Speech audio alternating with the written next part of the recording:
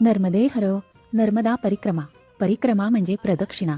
डाव्या बाजूने सुरुवात करून उजव्या बाजूला येऊन थांबणे त्याला म्हणतात परिक्रमा किंवा प्रदक्षिणा. ज्याप्रमाणे आपण देवाला प्रदक्षिणा घालतो त्याचप्रमाणे नर्मदा नदीला प्रदक्षिणा किंवा परिक्रमा घातली जाते.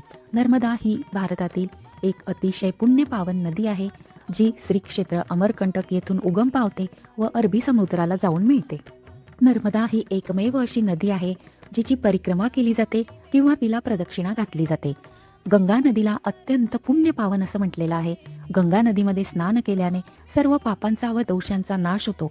पण गंगा नदी आपले स्वतःचे दोष दूर करण्यासाठी फक्त नर्मदेमध्येच स्नान करते, त्यामुळे ती पवित्र होते.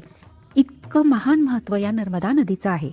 नर्मदा परिक्रमा ही 3 प्रकारे केली जाते. नर्मदा परिक्रमेचं अंतर हे साधारणपणे 3.5 ते 4,000 किलोमीटरचं आहे. शास्त्रोक्त पद्धतीने नर्मदा परिक्रमा करायची झाल्यास संत महात्मे साधू लोक ती 3 वर्ष 3 महिने व 13 दिवसात पूर्ण करतात.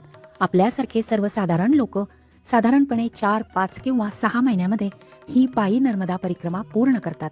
ज्यांना संपूर्ण पायी नर्मदा परिक्रमा करणे शक्य नाही ते आपल्या खाजगी वाहनाने, बसने, ट्रॅक्सने, सायकलने अशा पद्धतीने नर्मदा परिक्रमा पूर्ण करतात. तिसरी नर्मदा परिक्रमा म्हणजे उत्तर वाहिनी नर्मदा परिक्रमा, जी फक्त चैत्र महिन्यात केली जाते.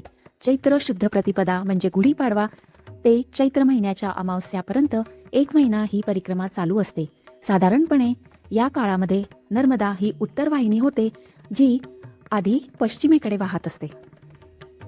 ज्यांना संपूर्ण नर्मदा परिक्रमा पायी किंवा बसने करणं शक्य नाही ते 1 किंवा 2 दिवसाची उत्तर वाहिनी नर्मदा परिक्रमा करतात. उत्तर वाहिनी नर्मदा परिक्रमा साधारण 20 ते 22 किलोमीटरची असते. बडोद्याला उतरून तिथून जवळच असलेल्या तिलकवाडा या स्थानाला येऊन तिलकवाडा, रामपुरा ते तिलकवाडा या पद्धतीने ही परिक्रमा पूर्ण केली जाते. उत्तर वाहिनी नर्मदा परिक्रमा केली असता संपूर्ण नर्मदा परिक्रमेचं फळ प्राप्त होते असं सांगितलेलं आहे.